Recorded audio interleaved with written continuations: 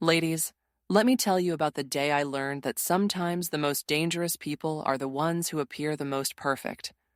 This is the story of how my brother's seemingly ideal wife nearly destroyed our entire family, and how we fought back against her devastating campaign of manipulation and abuse. My name is Jessica, and I'm a licensed clinical social worker in Phoenix, Arizona. I've spent the last 8 years helping families navigate crisis situations, but nothing, and I mean nothing, prepared me for what my own family would face. This story involves medical tampering, psychological manipulation, harassment campaigns, and a level of calculated cruelty that still makes my hands shake when I think about it.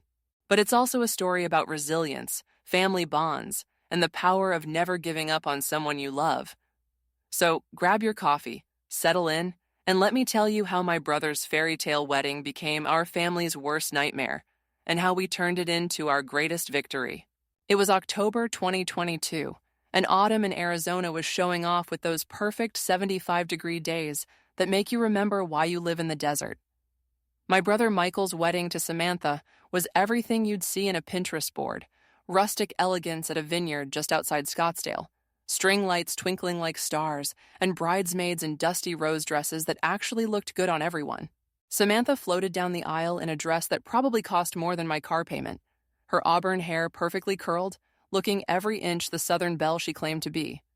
She was originally from Georgia, she'd told us, though her accent seemed to come and go depending on the audience. At 28, she was 3 years younger than Michael, and she had this way of making every conversation about her while simultaneously appearing selfless. "Isn't she just perfect?" my mother, Patricia, whispered as we watched them exchange vows. Mom had been completely charmed by Samantha from day one. The way Samantha remembered everyone's birthdays, sent handwritten thank you notes, and always brought Mom's favorite lavender tea when she visited. It was like she'd studied a manual on how to be the perfect daughter-in-law. Michael, my 31-year-old brother, looked happier than I'd seen him in years. He'd been managing his bipolar disorder since college, and with the right medication and therapy, he'd built a successful career as a software engineer and maintained his mental health beautifully. Watching him tear up as Samantha promised to love him in sickness and in health should have filled me with joy. Instead, something in my gut twisted uncomfortably. Maybe it was my professional training kicking in, but there was something about the way Samantha's eyes never quite reached her smile when she looked at our family, or how she always seemed to position herself between Michael and the rest of us during photos. Little things that probably meant nothing, but in my line of work, you learn that little things often mean everything. "Stop being such a social worker," I told myself as they kissed and the crowd erupted in cheers. "Your brother is happy. Let him be happy." The reception was flawless, of course. Samantha had planned every detail with military precision, from the locally sourced organic menu to the acoustic guitarist who played all of Michael's favorite songs. She gave a speech that had everyone in tears, talking about how grateful she was to be welcomed into our beautiful, loving family, and how she couldn't wait to build a life with the most wonderful man she'd ever met. When Michael stood up for his speech, he was practically glowing. "I never thought I'd find someone who could love all of me," he said, his voice catching slightly. "Someone who sees my struggles not as flaws, but just as part of who I am. Samantha, you've shown me what unconditional love really looks like." The crowd awed, and I found myself clapping despite that persistent knot in my stomach. After dinner, I suggested we all head to the hotel bar to keep the celebration going. It had become our family tradition. The real party started after the formal stuff ended. But when I mentioned it to Michael, his expression shifted. "Oh, actually, we were going to head up early," he said, glancing toward Samantha, who was across the room accepting compliments on the centerpieces. "Long day tomorrow with the flight to Hawaii and all." "Come on, just one drink," I pressed. "When's the next time we'll all be together like this?" "Samantha thinks it would be better if we stuck to our schedule," he said, and there was something in his tone I'd never heard before, a sort of apologetic uncertainty that didn't sound like my confident, decisive brother. I wanted to push, but this was his wedding night. "Of course," I said instead, giving him a hug. "Have an amazing honeymoon. Text us when you land safely, okay?" "Absolutely," he promised, and his familiar grin was back. "Love you, Jess." As I watched him walk toward Samantha, I noticed how she immediately linked her arm through his and began steering him toward the exit, even though several family members were clearly approaching to say goodbye. She handled it smoothly, of course, a wave and a promise to catch up soon, but again, something felt off. You're being paranoid, I told myself. But as a social worker who'd seen too many controlling relationships, paranoia had often been my client's best defense. The first sign that something was wrong came exactly 3 weeks after they returned from Hawaii. Our family had always been close. Maybe not the texting everyday type, but definitely the sharing funny memes and checking in regularly type. Michael had always been the most communicative of us all, sending photos of his latest cooking experiments and updates about work projects. After his honeymoon, the family group chat went silent. Well, not silent exactly. Mom would send her usual, "hope everyone's having a great week" messages, and our youngest brother David would share his latest gym achievements, and I'd occasionally drop in funny stories from work. Anonymized, of course. But Michael? Radio silence. "Maybe they're still in the honeymoon phase," Mom said when I mentioned it during one of our weekly phone calls. "You remember how you were when you first started dating Brad?" I did remember, and I also remembered that my relationship with Brad had imploded spectacularly after 6 months when his controlling behavior became impossible to ignore. But this was different. Michael was my brother, not some guy I'd met on a dating app. "When's the last time you actually talked to him?" I asked. There was a pause. "Well, I called last Sunday, but Samantha said he was napping. And the Sunday before that, actually, she said he was at the grocery store. Come to think of it, I haven't actually spoken to him since they got back." That knot in my stomach returned with a vengeance. I decided to drop by their house that weekend. They'd bought a beautiful craftsman bungalow in Tempe, about 20 minutes from my apartment in Central Phoenix. It was the kind of house that screamed Pinterest couple, xeriscaped front yard with modern geometric planters, a perfectly weathered wooden front door with a seasonal wreath. When I rang the doorbell, I could hear movement inside, but it took almost 3 minutes for someone to answer. When the door finally opened, it was Samantha, looking perfectly put together as always in white jeans and a flowy bohemian top. "Jessica, what a surprise," she said, but her smile seemed strained. "I wish you'd called first. Michael's not feeling well today." "Oh no, what's wrong?" I tried to peer past her into the house, but she'd positioned herself directly in the doorway. "Just a bit under the weather. You know how men get with colds," she laughed, but there was nothing warm about it. "He's been sleeping most of the day. I'd hate for you to catch whatever he has." "I don't mind taking the risk," I said, taking a half step forward. "I brought him some of Mom's famous chicken soup." It was a lie. I'd brought store-bought minestrone, but I wanted to see her reaction. "That's so sweet of you, but really, he needs his rest. I'll make sure he gets the soup once he's feeling better." She reached for the container, clearly expecting me to hand it over and leave. Instead, I held on to it. Actually, I was hoping to see how the house is coming together. Michael was so excited about that home office he was planning. "Another time," she said firmly. "I really don't want to risk you getting sick." Through the slightly open door, I heard what sounded like a television in the background, some kind of daytime talk show. If Michael was sleeping, why was the TV on? And why was Samantha blocking the door like a bouncer at an exclusive club? "Is that him I hear in the background?" I asked. "Maybe I could just wave hello from the doorway?" For just a split second, Samantha's perfect mask slipped, and I saw something cold flash in her eyes. Then it was gone, replaced by that concerned wife expression. "Jessica, I really need you to respect our boundaries here," she said, her voice taking on a slight edge. "Michael isn't up for visitors right now. I'll tell him you stopped by." Before I could respond, she'd taken the soup container from my hands and closed the door. I stood there for a moment, staring at the seasonal wreath and trying to process what had just happened. As I walked back to my car, I noticed that Michael's work SUV was in the driveway, but I also noticed that all the curtains in the house were drawn tight. In Arizona, where we worship our natural light, that was unusual for a Saturday afternoon. I sat in my car for a few minutes, debating whether to call Mom or maybe try texting Michael directly. But what would I say? "Your wife was weird about not letting me in, and she closed the curtains?" It sounded crazy even to me. Instead, I decided to try a different approach. I texted Michael directly. "Hey, Samantha said you're not feeling well. Need anything? I'm happy to pick up medicine or groceries." The response came back within 5 minutes. "Thanks, but I'm fine. Just tired. Rain check on visiting?" It sounded like him, but something felt off.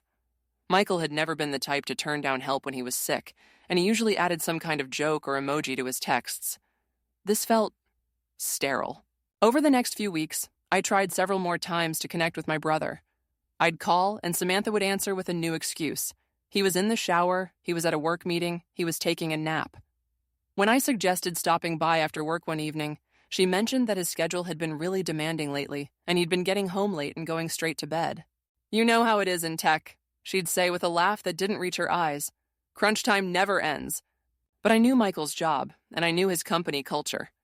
They were actually famous for their work-life balance and their anti-crunch policies.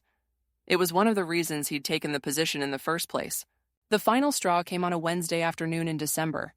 I'd left work early because of a canceled appointment, and on impulse I decided to swing by Michael's office building. If he was really working these long hours, maybe I could catch him during a break. The security guard at the front desk was someone I'd met before during family visits. "Hey, Carl, is Michael Thompson still upstairs? I was hoping to surprise him."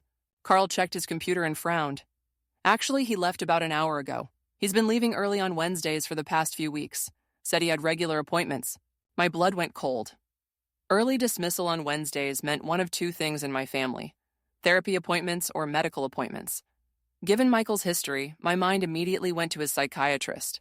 But if he was having mental health struggles serious enough to require weekly appointments, why wouldn't he tell us? And more importantly, why was Samantha lying about his schedule? I thanked Carl and sat in my car in the parking lot, trying to piece together what I knew. Michael wasn't answering calls. Samantha was controlling access to him. He was leaving work early for mysterious appointments. And I hadn't actually seen or spoken to my brother in over 2 months. That's when I made a decision that would change everything. I was going to follow him.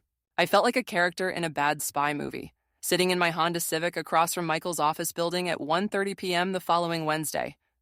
I'd called in sick to work, something I never did, and I'd been questioning my sanity for the past 3 hours. But then I saw him. Michael emerged from the building at exactly 2 RPM, and my heart nearly stopped.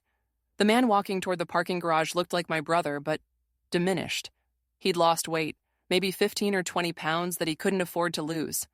His usual confident stride had been replaced by something more tentative, almost shuffling. Even from a distance, I could see that his skin looked pale and waxy. He climbed into his SUV, and I followed at what I hoped was a discreet distance. My hands were shaking on the steering wheel as we made our way through Tempe traffic. Where was he going? What was wrong with him? 20 minutes later, I found myself in the parking lot of a Sprouts Farmers Market, watching my brother emerge from his car and walk toward the store entrance. This was not the destination I'd expected. I waited 5 minutes before following him inside, grabbing a shopping basket to blend in. The store was busy enough that I could stay hidden while tracking his movements. What I saw made my professional training kick into overdrive. Michael was standing in the pharmacy section, staring at a display of vitamins with the blank, confused expression I'd seen on clients experiencing medication side effects or withdrawal. He picked up a bottle, read the label, put it back, picked up another one. His movements were slow and uncertain, like he was underwater. When a store employee asked if he needed help finding anything, he looked startled, as if he'd forgotten where he was. I was just looking for..." He trailed off, blinking several times. "I'm sorry, what was I looking for?" The employee, a kind-looking older woman, guided him to a seating area near the pharmacy counter. "Why don't you sit down for a minute, honey? You look a little pale." That's when I approached. I couldn't help myself. "Michael?" He looked up at me with the most heartbreaking expression. Confusion, relief, and something that looked like fear all mixed together. "Jess, what are you doing here?" His voice was flat, lacking the warmth and energy that normally characterized my brother. "I could ask you the same thing," I said, sitting down beside him. "Are you okay? You don't look well." He rubbed his forehead like he had a headache. "I don't know.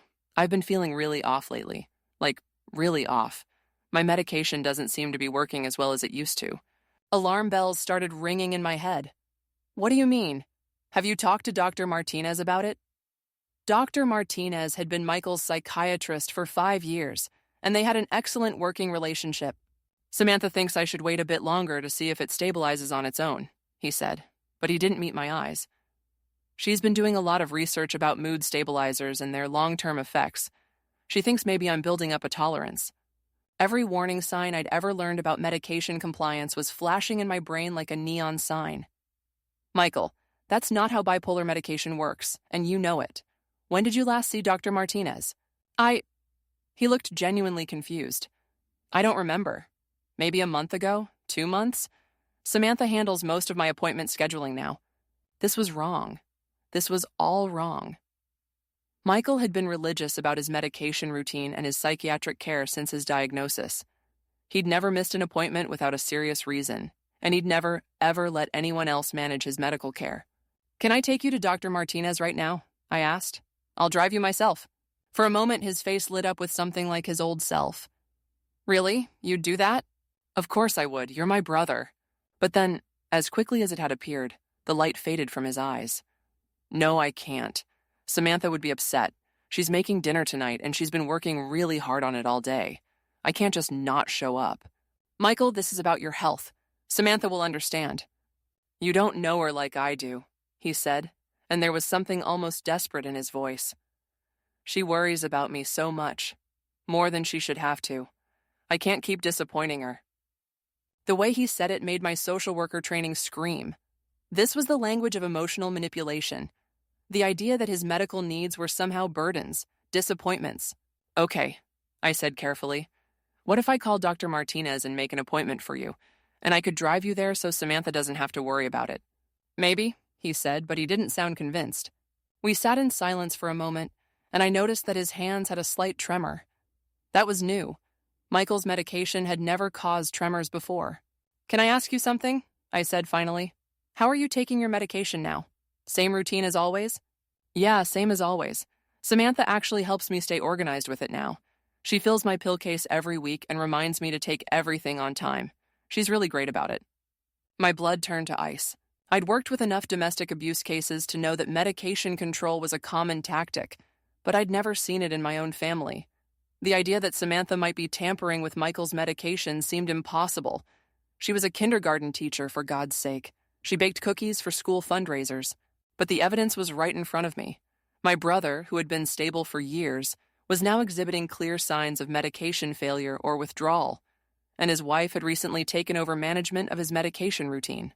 "Michael," I said as gently as I could, "would you be willing to let me look at your medication, just to make sure everything looks right?" "Why would you want to do that?" he asked, and for the first time he sounded like his old suspicious self.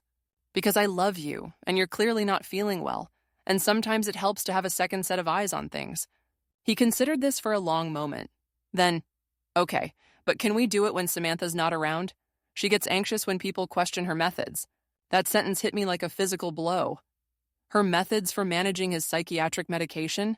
When had Michael ever referred to his medication routine as someone else's methods? "Of course," I managed to say. "When would be a good time?" "She has her book club tomorrow night. Maybe you could come by around 7. I agreed, and we made our way to the parking lot together. As I watched him drive away, slowly, carefully, like someone who wasn't entirely sure of their reflexes, I knew I was looking at a medical emergency in slow motion. That night, I did something I'd never done before. I called in a favor from a colleague who worked in emergency psychiatry. "Hypothetically," I said to Dr. Sarah Chen, "if someone were experiencing symptoms of medication failure and bipolar disorder, but they'd been stable for years and hadn't changed anything about their routine, what would you suspect?" "Hypothetically?" Sarah said, and I could hear the concern in her voice. "I'd suspect either a major life stressor that was overwhelming their current regimen, a medical condition that was interfering with absorption, or what? Or medication tampering. Jessica, please tell me this is actually hypothetical." I was quiet for too long. "Jesus, Jess, is this about a client or a family member?" "I can't say yet, but if it were medication tampering, what would be the signs?" Gradual onset of symptoms despite reported compliance. Confusion, tremors, mood instability. The person might not realize anything was wrong initially because the change would be gradual, and the tamperer would likely have access to the medication and some plausible way to explain the person's declining condition. Every symptom she listed matched what I'd seen in Michael. "Sarah," I said, "if I brought you medication to test, hypothetically, could you tell me if it had been tampered with?" "Officially? No. Unofficially? My lab runs quality control tests on medication samples pretty regularly. Sometimes samples get mislabeled." I understood what she was telling me, and I loved her for it. "Thank you," I said. "Be careful, Jess. If this is what I think it is, you're dealing with someone very dangerous." I spent the rest of the night researching medication, tampering, domestic abuse, and the intersection of mental health and intimate partner violence. What I learned made me sick to my stomach and absolutely certain that I had to act. Thursday evening, I sat in my car outside Michael and Samantha's house, watching through the windows. I could see Samantha getting ready to leave. She looked beautiful as always, dressed in a casual but expensive outfit for her book club meeting. I waited until I saw her car disappear down the street before approaching the front door. Michael answered on the first ring, and up close, he looked even worse than he had at the store. His eyes had dark circles under them, and he moved with the careful deliberation of someone who wasn't entirely sure of their coordination. "Hey," he said, attempting a smile. "Thanks for coming over." "Of course," I said, following him into the house. "How are you feeling today?" "Better, I think. Samantha made me this amazing smoothie this morning with all kinds of vitamins and supplements. She's been researching nutrition for mental health. Another red flag. In my experience, when someone was doing well-managed bipolar disorder, suddenly started relying on supplements and nutrition instead of proven medication, it usually meant someone was undermining their psychiatric treatment. "That's great," I said. "Can I see your medication?" "Sure, it's in the kitchen." I followed him to their beautiful granite-countered kitchen, where a large weekly pill organizer sat next to the coffee maker. It was one of those expensive ones with multiple compartments for different times of day. "Samantha sets this up for me every Sunday," Michael said, opening the container for the current day. "She's so organized about it, way better than I ever was." I looked at the pills in the compartment, and immediately I knew something was wrong. Michael's psychiatric medication regimen consisted of a mood stabilizer, lithium, an antipsychotic, risperidone, and an antidepressant, sertraline. I'd seen these pills countless times over the years. I'd even helped him set up his medication routine when he was first diagnosed. The pills in the organizer looked right, but they looked wrong.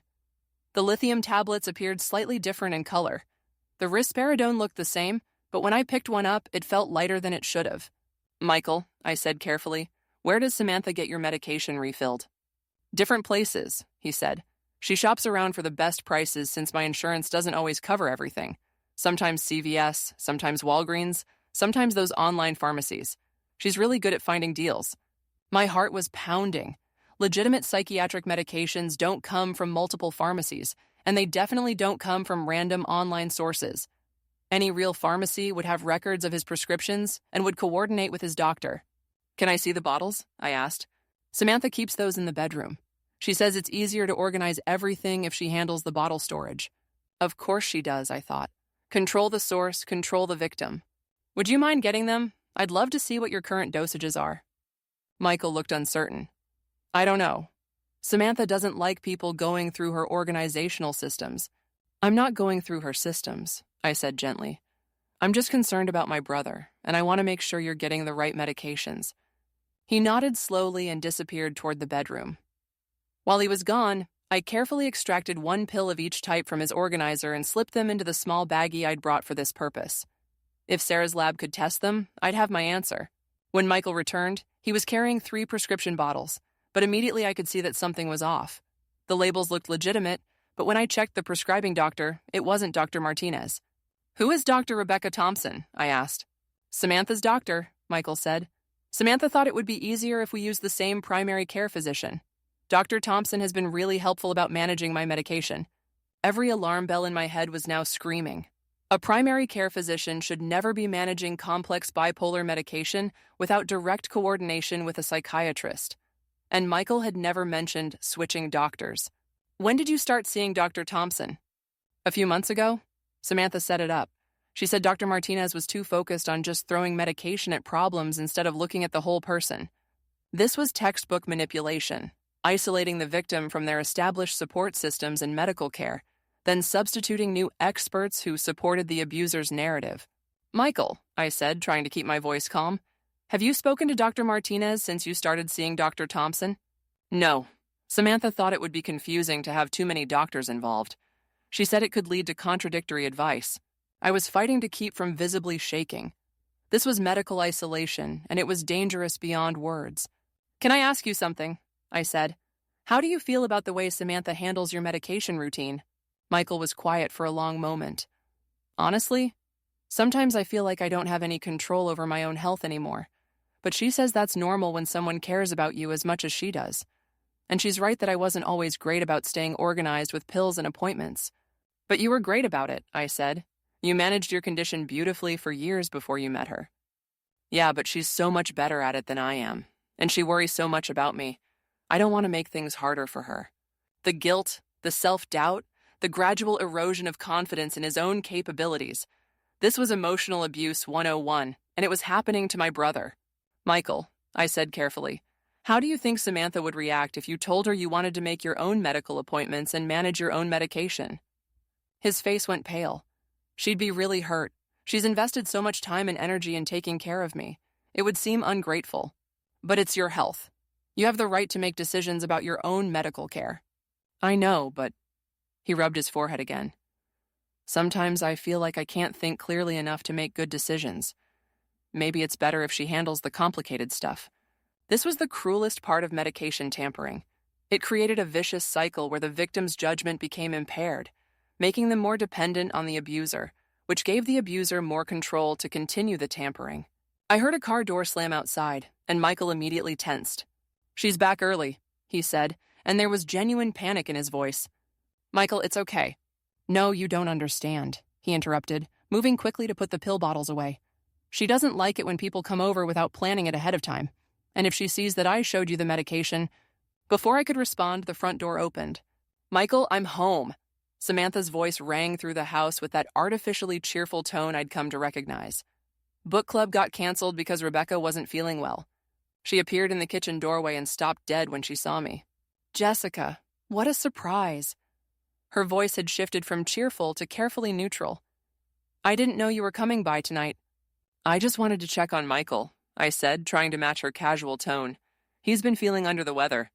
"Yes, I know. I'm the one taking care of him." There was an edge to her voice that Michael either didn't notice or chose to ignore. "I actually have a whole treatment plan worked out with his doctor. We're handling it." "That's great," I said. "It's wonderful that he has such dedicated support."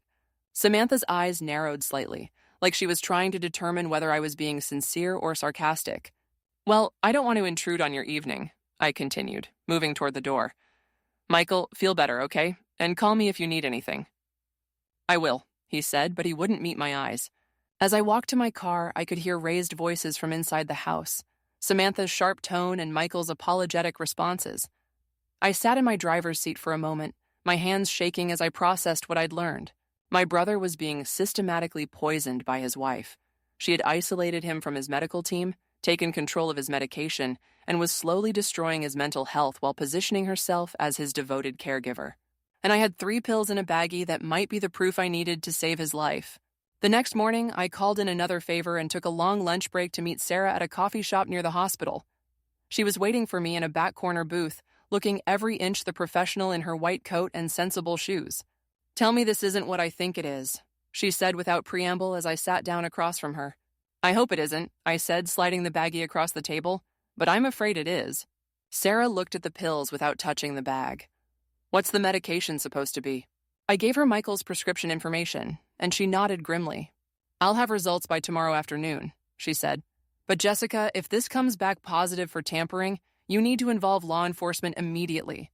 This isn't just abuse. This is attempted murder." The word murder hit me like a physical blow.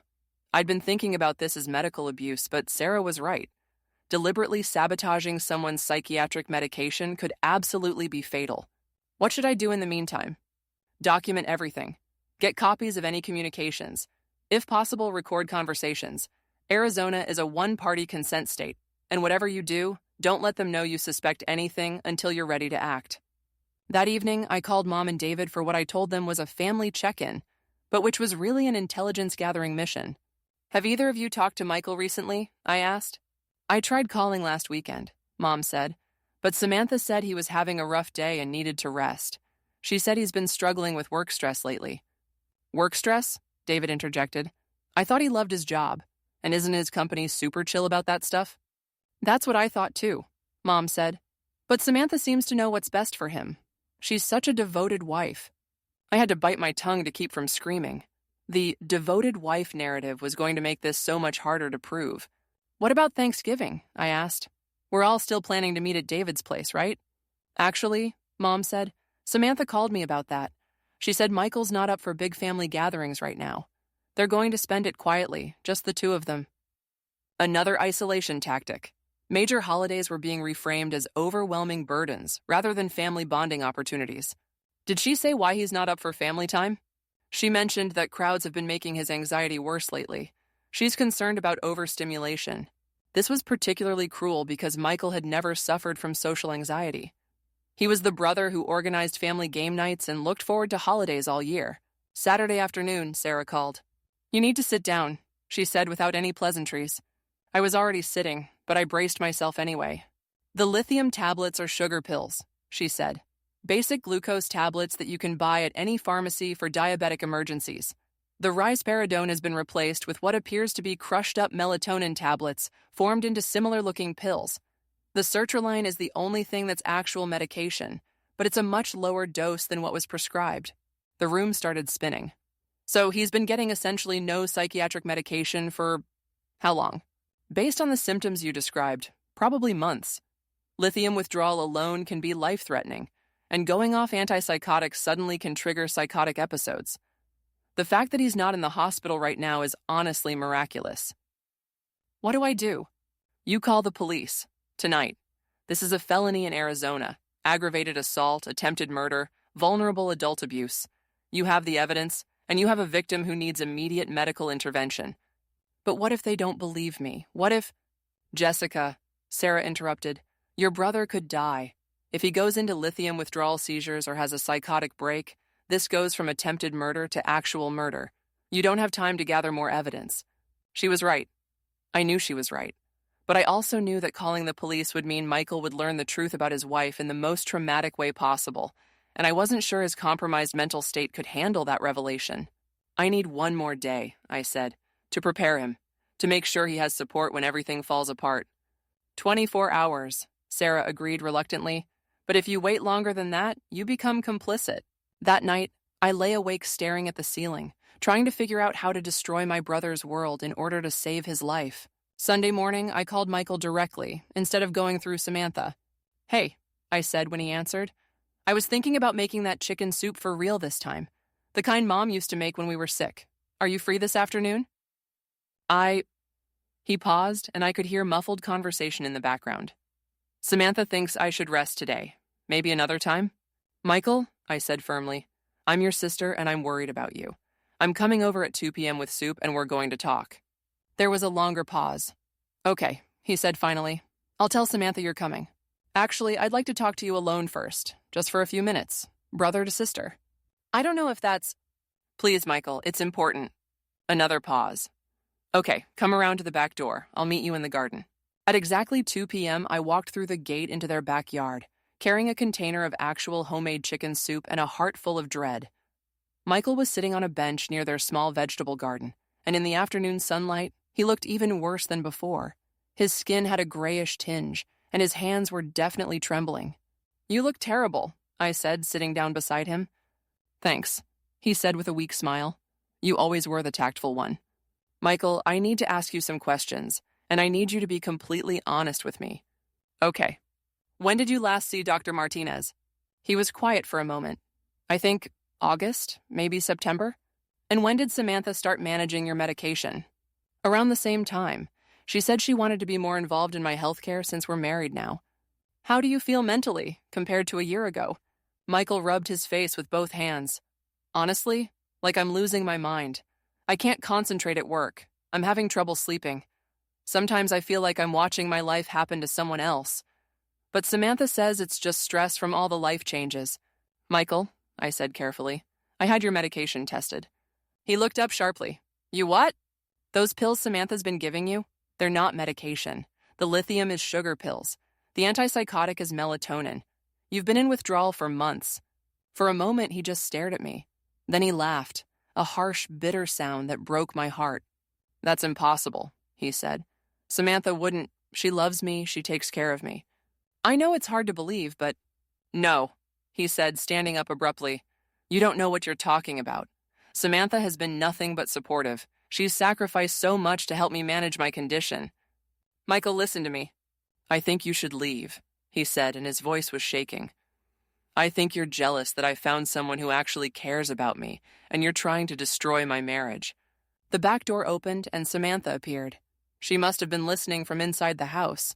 "Is everything okay out here?" she asked, but her eyes were fixed on me with an expression I'd never seen before, pure, undisguised hatred. "Jessica was just leaving," Michael said. She's not been feeling well lately. I think she needs some help. Samantha's expression shifted instantly to one of concern. Oh no, what's wrong? She thinks there's something wrong with my medication, Michael said, and I could hear the doubt creeping into his voice even as he defended her. That's very concerning, Samantha said, moving closer to Michael. Jessica, have you been having paranoid thoughts? That can be a sign of serious mental health issues. I stared at her in amazement. She was good. Even knowing what I knew, she almost sounded genuinely worried about my mental state. The medication was tested in a lab, I said flatly. I have documentation. Tested by whom? Samantha asked. Any legitimate medical professional would never test someone else's medication without proper authorization. Are you sure this person is actually qualified? She was trying to discredit the evidence before I could even present it. This woman was a master manipulator. Michael, I said, ignoring her. Call Dr. Martinez right now. Ask him when he last saw you and what medication he prescribed. I'm not calling anyone, Michael said, but there was less certainty in his voice. Why not? I pressed. If Samantha's telling the truth, Dr. Martinez's records will support that. Because you're trying to manipulate him, Samantha interjected. This is emotional abuse, Jessica. You're using his vulnerability against him. The irony of her accusing me of emotional abuse was almost too much to bear. Fine, I said, pulling out my phone. I'll call Dr. Martinez myself. I dialed the emergency number for Michael's psychiatric practice, knowing that they had someone on call 24/7 for patient emergencies. This is Jessica Thompson, I said when someone answered. I'm calling about my brother, Michael Thompson. I believe he's experiencing medication tampering, and I need to speak with Dr. Martinez immediately. There was a pause, then, I'll have him call you back within 10 minutes. When I hung up, both Michael and Samantha were staring at me. You can't just call my doctor, Michael said, but he sounded more confused than angry. I can when I have reasonable belief that you're in danger, I replied. My phone rang 8 minutes later. Jessica? Dr. Martinez's familiar voice was sharp with concern. What's going on? Can you tell me when you last saw Michael and what his current medication regimen should be? I haven't seen Michael since August. His wife called and canceled all his subsequent appointments, saying they were switching to a different practice. His current prescriptions should be 900 mg lithium daily, 2 mg risperidone daily, and 100 mg sertraline daily. Why? What's happening? I put the phone on speaker. Dr. Martinez, I said, Michael is here with me. Can you repeat what you just told me? Dr. Martinez repeated the information, and I watched Michael's face go from confusion to horror to devastation. That's not... Michael looked at Samantha. You said Dr. Thompson was coordinating with Dr. Martinez. You said they were working together. Samantha's mask finally slipped completely. You have no idea what you've done, she said to me, her voice low and venomous. You've destroyed everything I've worked for. What you've worked for? I said. You mean destroying my brother's mental health? I was saving him, she screamed, all pretense gone. He was dependent on those poison pills, and I was weaning him off of them naturally. He was getting better. He's been in psychiatric withdrawal for months, I shouted back. He could have died. You don't understand anything about mental health, she continued. Those medications were turning him into a zombie. I was helping him find his real self. Michael was sitting on the bench again, his head in his hands. Oh, God, he whispered. Oh, God, what have you done to me? Dr. Martinez's voice came through the phone speaker. Michael, I need you to go to the emergency room immediately. Lithium withdrawal can cause seizures, and you need to be medically supervised while we restart your medications. I'll drive him, I said. No, Samantha said firmly. He's my husband. I'll take care of this. You're not taking care of anything, I said, standing between her and Michael. You're not going anywhere near him ever again. That's when she lunged at me. Samantha was smaller than me, but she fought like someone with nothing to lose. She clawed at my face, screaming about how I'd ruined everything, how I was jealous, how Michael would never forgive me for destroying his marriage.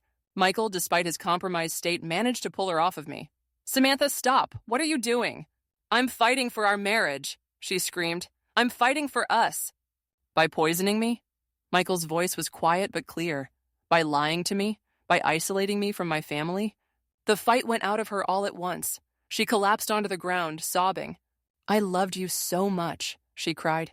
I loved you more than anyone has ever loved anyone. I just wanted to make you better. Love doesn't look like this, Michael said, and despite everything, his voice was gentle. Love doesn't involve lying and controlling and tampering with someone's medication. Through the phone, Dr. Martinez was trying to get our attention. "I'm calling 911, he said. "Michael needs immediate medical attention, and this situation requires police intervention."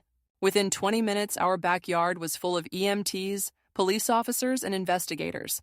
Samantha was arrested on charges of aggravated assault, vulnerable adult abuse, and reckless endangerment.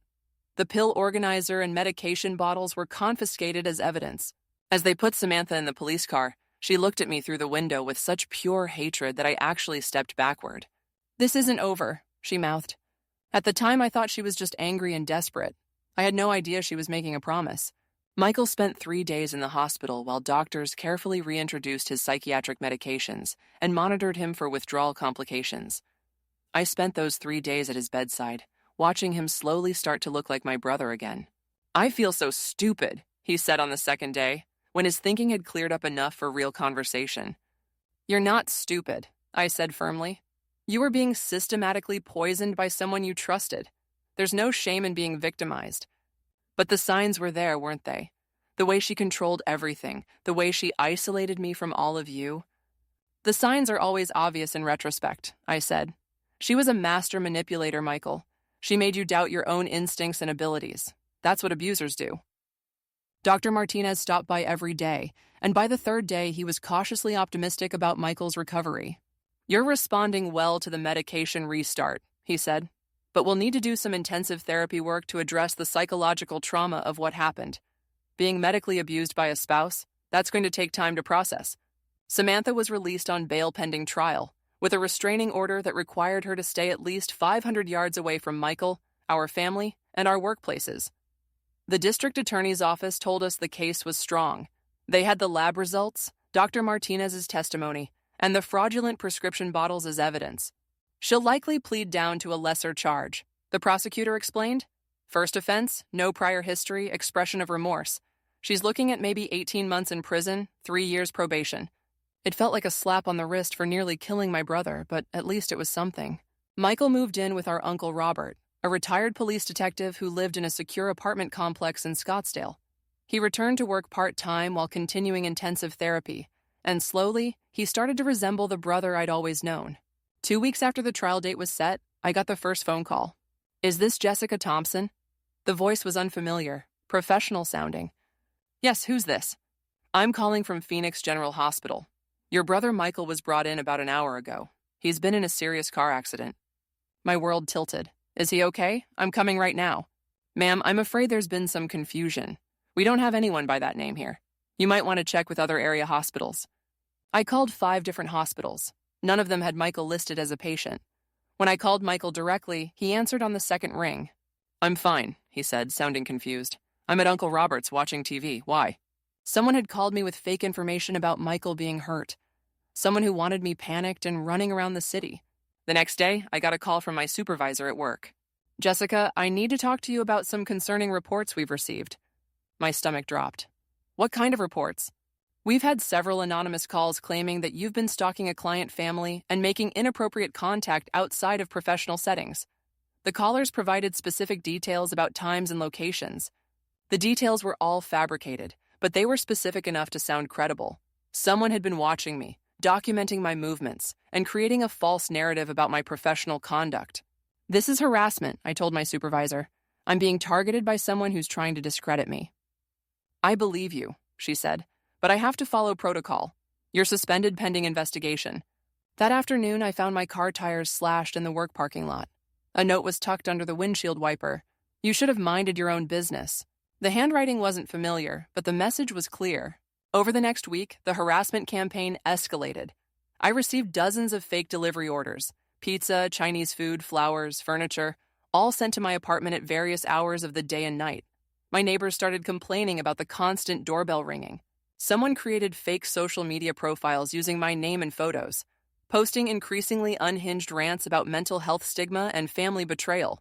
The posts were written to make me sound obsessed and unstable. My mother called me crying after receiving an anonymous package containing printed screenshots of the fake posts. "Honey, are you okay?" she sobbed.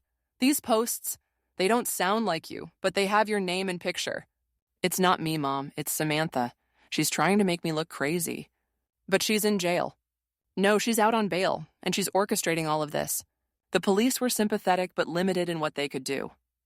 Unless we can prove she's directly involved in these incidents, there's not much we can charge her with, the detective explained.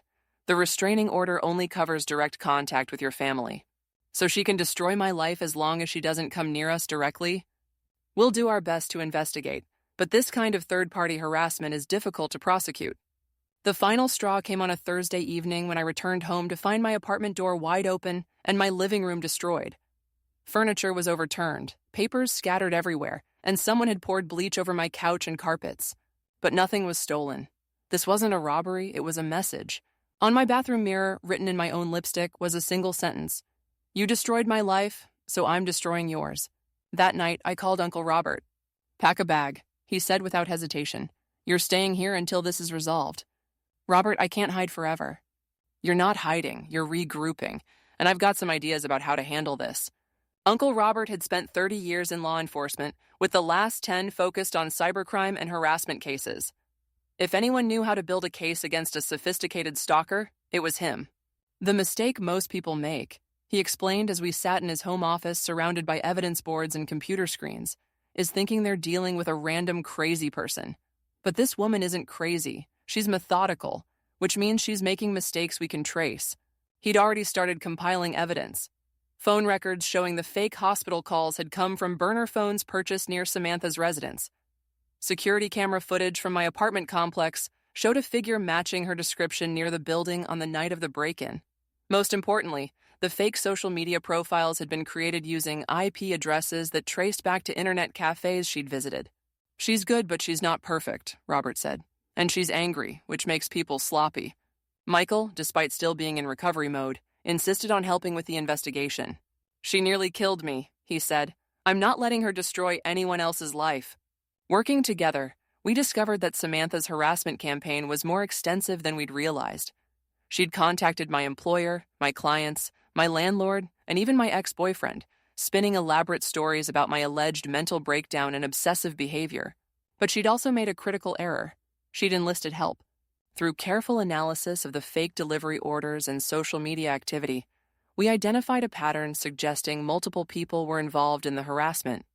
Robert's law enforcement contacts helped us trace some of the activities back to online communities where Samantha had recruited strangers to participate in what she described as justice for a wrongly accused woman. She's convinced a bunch of people that she's the victim, Robert explained. She's told them you framed her for medical abuse because you were jealous of her marriage. The online communities were filled with women who'd been through difficult divorces or family conflicts, and Samantha had positioned herself as a fellow victim fighting against a vindictive sister-in-law. Many of them had genuinely believed they were helping someone who'd been wrongly accused. This is actually good news, Robert said, because now we have evidence of conspiracy and organized harassment, and some of these women will flip once they realize they've been manipulated. We were right. When the FBI, the case had become federal due to the cyberstalking elements, approached some of Samantha's online accomplices, several immediately cooperated with the investigation. They provided screenshots of Samantha's instructions, evidence of payments she'd made for their assistance, and recordings of phone calls where she'd coached them on what to say in their harassment calls. One woman, a recent divorcee named Patricia, was particularly helpful. She made me believe that this Jessica person had destroyed her marriage and gotten her wrongfully convicted. Patricia explained to the FBI agents. She said Jessica was a corrupt social worker who'd fabricated evidence. I thought I was helping someone fight an injustice. Patricia turned over months of communications with Samantha, including detailed instructions for the harassment campaign and evidence that Samantha had paid multiple people to participate. But even as we built our case, the harassment continued to escalate. Someone, clearly acting on Samantha's instructions, had started calling my professional licensing board, claiming that I was mentally unstable and unfit to practice social work. They'd created an elaborate fiction about me having a nervous breakdown and becoming obsessed with a client family. We're required to investigate all complaints, the licensing board representative explained, even anonymous ones. You'll need to submit to a psychological evaluation and provide documentation of your professional conduct during the relevant time period. The evaluation process would take months and cost thousands of dollars I didn't have. Even if I was ultimately cleared, the investigation itself would damage my career. That's when Michael surprised everyone by asking to speak at Samantha's sentencing hearing.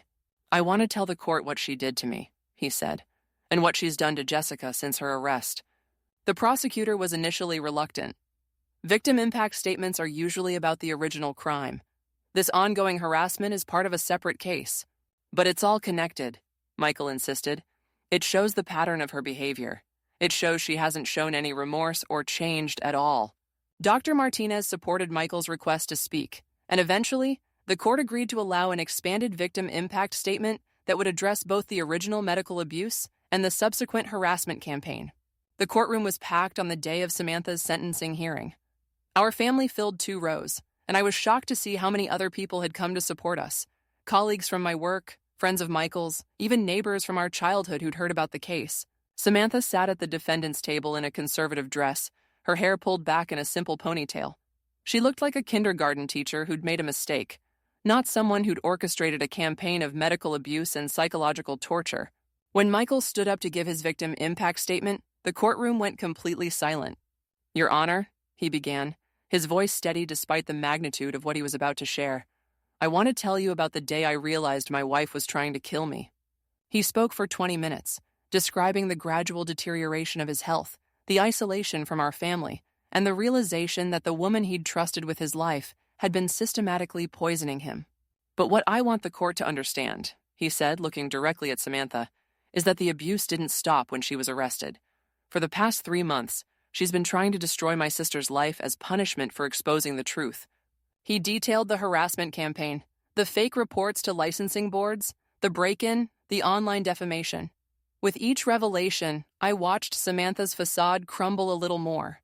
"She's shown no remorse for what she did to me," Michael concluded, "and she's shown no intention of stopping. She needs to be in prison not just as punishment, but as protection for the rest of us." Then it was my turn to speak. I'd written and rewritten my statement dozens of times, trying to find the right words to convey the impact of Samantha's actions. In the end, I decided to speak directly to the women who'd been manipulated into helping her. "I understand that many of you believed you were helping someone who'd been wronged," I said, addressing the women who'd come to court to support Samantha. "She's a master manipulator, and she convinced you that I was the villain in this story. But I want you to understand what really happened." I described finding Michael in the grocery store, confused and deteriorating. I talked about the medical testing that proved his medication had been replaced with sugar pills. I explained how Samantha had systematically isolated him from his medical care and his family. "This isn't about a jealous sister-in-law," I said. "This is about someone who nearly killed my brother and then tried to destroy me when I exposed the truth." Several of the women who'd been supporting Samantha were visibly shaken by my testimony. One was openly crying. When it was the defense's turn, Samantha's lawyer tried to paint her as a misguided woman who genuinely believed she was helping her husband overcome his dependence on psychiatric medication. "My client is not a monster," the lawyer said. "She's someone who made terrible decisions out of love and misunderstanding about mental health treatment." But then Samantha herself asked to speak, against her lawyer's advice. "I stand by everything I did," she said, her voice clear and unapologetic. "Michael was being over-medicated by doctors who didn't really care about him. I was helping him find his natural balance." The prosecutor looked stunned. Even Samantha's own lawyer was trying to get her to stop talking. "And Jessica," Samantha continued, turning to look at me with undisguised hatred. "She destroyed my marriage and my life based on lies and jealousy. Everything that happened to her afterward, she brought on herself." The judge's expression grew increasingly stern as Samantha spoke. "You forced me to defend myself," Samantha continued. "You painted me as some kind of monster when all I was doing was loving my husband better than anyone else ever could." She talked for another 5 minutes, becoming increasingly unhinged, before her lawyer finally convinced her to sit down. But the damage was done. She'd shown the court exactly who she really was. The judge didn't need much time to deliberate. "Ms. Wilson," he said, using Samantha's maiden name, "I've heard your statement, and I find it deeply concerning that you show no understanding of the severity of your actions. Medical tampering is not an act of love. It's an act of control and abuse that could have been fatal." He sentenced her to 4 years in federal prison for the original charges, plus an additional 2 years for the harassment campaign and witness intimidation. She would also be required to pay restitution to both Michael and me, and would be permanently banned from contacting our family. As they led her away in handcuffs, Samantha turned to look at us one last time. But this time, instead of hatred, her expression was blank, almost empty. "It's like she finally realized that her fantasy was over," Michael said later. For months, she'd been living in this alternate reality where she was the victim and we were the villains. But hearing the judge's sentence, I think reality finally broke through. The months following Samantha's sentencing were strange. For the first time in almost a year, I could sleep through the night without worrying about what harassment would be waiting for me in the morning. The constant state of hypervigilance I'd been living in slowly began to fade. Michael moved out of Uncle Robert's apartment and into a place of his own, a bright, airy condo in Tempe with big windows and a view of the mountains.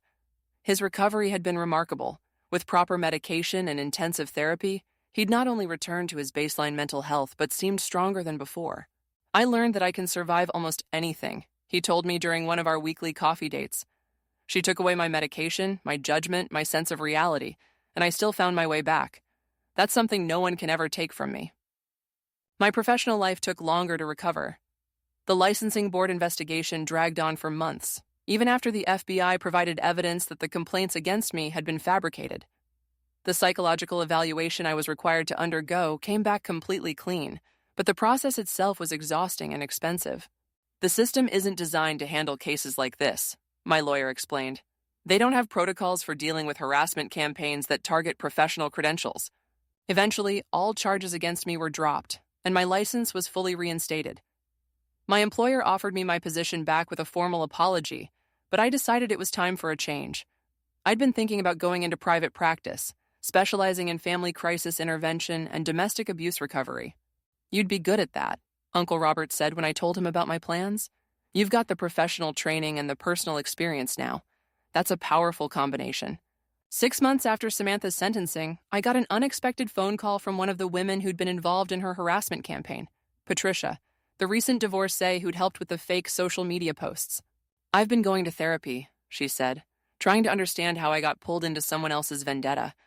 I wanted to call and apologize personally. You don't need to apologize, I told her. You were manipulated by an expert. But I do need to apologize, she insisted. I helped hurt an innocent person because I didn't bother to verify what I was being told. I let my own anger and pain make me cruel to someone else. Patricia had started a support group for people who'd been manipulated into participating in online harassment campaigns. It's more common than you'd think, she explained. People target folks who are going through difficult times, convince them that they're fighting for justice, and then use them as weapons against their real targets. She asked if I'd be willing to speak to her group about recognizing manipulation tactics and protecting themselves from being used by predators like Samantha. I'd be honored to, I said. The support group meeting was held in a community center conference room, and I was surprised by how diverse the attendees were, men and women of all ages, from different backgrounds and professions, all united by the experience of realizing they'd been manipulated into hurting innocent people. The thing about people like Samantha, I told the group, is that they're incredibly skilled at finding your vulnerabilities and using them against you. They know exactly what to say to make you feel like you're part of something important, like you're fighting for justice. One woman raised her hand. How do you forgive yourself for being fooled? It was a question I'd struggled with myself. How do you forgive yourself for not seeing warning signs? For trusting someone who is systematically destroying your life? I think forgiveness starts with understanding, I said. Understanding that being manipulated doesn't make you weak or stupid, it makes you human. These people are experts at what they do. They study human psychology and use it as a weapon. After the meeting, several people approached me to share their own stories. The patterns were remarkably similar. Predators who identified vulnerable individuals going through difficult times, then convinced them to participate in harassment campaigns against supposed wrongdoers. You should write a book, one man suggested. People need to understand how this stuff works. I started thinking seriously about that suggestion. Maybe sharing our story could help other families recognize the warning signs earlier, or help other victims understand that they weren't alone. A year after Samantha's sentencing, Michael called me with news I'd been hoping for but afraid to expect. I met someone, he said, and I could hear the smile in his voice. Her name was Rebecca, and she was a nurse at the hospital where Michael had been treated during his recovery. They'd reconnected months later at a mental health advocacy event where Michael had been speaking about medication tampering and domestic abuse. She knows everything, Michael said. About Samantha, about what happened to me, about my mental health condition. She knows all of it, and she's not trying to fix me or manage me or control me. She just loves me. When I met Rebecca, I understood immediately why Michael had fallen for her. She was warm, intelligent, and had a direct communication style that was the complete opposite of Samantha's manipulative approach. "I've worked with a lot of domestic abuse survivors," she told me over lunch. "What happened to Michael was medical abuse, but it had all the same psychological components: isolation, control, gaslighting. The fact that he's recovered so well speaks to his incredible strength." 6 months later, they got engaged. Michael asked me to be his best person, and I cried happy tears for the first time in what felt like years. The engagement party was held at our childhood home, with all the family members who'd been kept away during Samantha's reign of terror. Watching Michael laugh and joke with our cousins, seeing him relaxed and genuinely happy, was like watching someone come back from the dead. During the toasts, Uncle Robert stood up and surprised everyone by addressing what we'd all been through. "A lot of families would have been broken by what happened to us," he said. "The manipulation, the lies, the attempts to turn us against each other. But this family fought back. We protected each other, we sought the truth, and we didn't give up even when things got really dark." He raised his glass. "To the power of family, and to the truth that always wins in the end." Later that evening, as I was helping clean up, Mom pulled me aside. "I need to apologize to you again," she said, "for doubting you when you first tried to tell us something was wrong, for believing Samantha's lies about you being jealous or unstable." "Mom, you don't need to keep apologizing." "Yes, I do," she interrupted, "because I was Michael's mother, and I should have protected him better. And I was your mother, and I should have believed you sooner. I let a manipulative stranger convince me to doubt my own children." I hugged her tightly. "She fooled everyone, Mom. Even Michael didn't see it until the very end. But you did. You saw it, and you didn't give up, even when everyone thought you were crazy. You saved your brother's life. 2 years after Samantha's sentencing, my private practice was thriving. I specialized in family crisis intervention, domestic abuse recovery, and what I'd started calling medical manipulation cases, situations where abusers used healthcare as a tool of control. "It's more common than people realize," I explained during a conference presentation about intimate partner medical abuse. "Controlling access to medication, sabotaging medical appointments, isolating victims from healthcare providers. These are all tactics that abusers use to maintain power and control." I'd become something of an expert witness in cases involving medical tampering, and I'd consulted on several high-profile cases across the country. Each case reinforced what I'd learned from our experience. These crimes were often hidden in plain sight, disguised as caring or devotion. Michael had also found his calling in advocacy work. He'd joined the board of directors for a mental health nonprofit and regularly spoke at conferences about medication compliance and the importance of maintaining autonomy over your medical care. "The hardest part isn't the medical abuse itself," he'd tell audiences. "It's learning to trust yourself again afterward. When someone systematically undermines your judgment and decision-making abilities, you start to doubt everything about yourself." His relationship with Rebecca had flourished into something beautiful and healthy. She attended his speaking events, supported his advocacy work, and had become a beloved part of our family. Most importantly, she encouraged his independence and never tried to manage or control any aspect of his life. Their wedding was scheduled for the spring, exactly 3 years after the nightmare with Samantha had begun. One evening, as I was reviewing case files in my home office, I got an unexpected phone call. "Is this Jessica Thompson?" The voice was professional, official. "Yes, who's calling?" "This is Warden Martinez from the Federal Correctional Institution in Phoenix. I'm calling about inmate Samantha Wilson. She's requested you be added to her approved visitor list." My blood ran cold. "I'm sorry, what?" "She's submitted a request to have you approved for visitation. She says she wants to apologize to you and your family." I was quiet for a long moment, processing this information. "Can she do that? Add me to her visitor list without my consent?" "We have to review the request, given the circumstances of her case and the restraining order. But if you're not interested in visiting, we can deny it on those grounds." "I'm definitely not interested," I said firmly. "I'll make a note in her file. But Ms. Thompson, you should know that she's been persistent about this request. She's written several letters to the administration explaining why she wants to see you." "What kind of letters?" "I can't share the contents, but I can tell you that our psychiatric staff has noted some concerning patterns in her correspondence. She seems to believe that if she could just explain herself to you, you'd understand that she was trying to help your brother." Even from prison, Samantha was still living in her fantasy world where she was the misunderstood hero of the story. "Please deny the request," I said, "and please make sure she doesn't have any way to contact me or my family." "Of course, but Ms. Thompson, You might want to alert your family about this. Sometimes when inmates are denied visitation, they try other methods of making contact. That night, I called Michael and Uncle Robert to warn them about Samantha's attempt to make contact. Michael took the news better than I'd expected. She still doesn't get it, he said. She still thinks she can manipulate us into believing her version of reality. Are you worried about her getting out eventually? I asked. Sometimes, he admitted, but I'm not the same person I was when she controlled my life. None of us are. If she tries anything when she's released, she'll find a family that's stronger, smarter, and better prepared. He was right. The experience had changed all of us, but it had made us stronger rather than weaker. As I write this, it's been 4 years since that beautiful October wedding that started our nightmare, and 2 years since Samantha was sentenced to federal prison. Michael and Rebecca are happily married, living in their own home, and planning to start a family soon.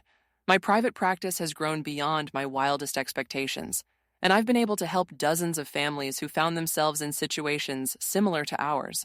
The most surprising development has been the relationship I've built with some of the women who were originally manipulated into participating in Samantha's harassment campaign. Patricia and I have become close friends, and together we've developed training programs to help people recognize and resist manipulation tactics. The most dangerous predators are the ones who make you think you're the hero. Patricia often says in our presentations, they don't recruit you to do evil. They recruit you to fight evil. That's how they get good people to do terrible things. Uncle Robert recently told me that Samantha had been transferred to a minimum security facility after completing some rehabilitation programs. She'll be eligible for early release in about 18 months, he said, but her supervised probation will include strict no-contact orders and mandatory mental health treatment. The thought of her eventual release doesn't terrify me the way it once would have. Our family is stronger now, more aware, better protected. We've learned to trust our instincts, to question manipulation, and to support each other unconditionally. Most importantly, we've learned that love doesn't seek to control or isolate or manipulate.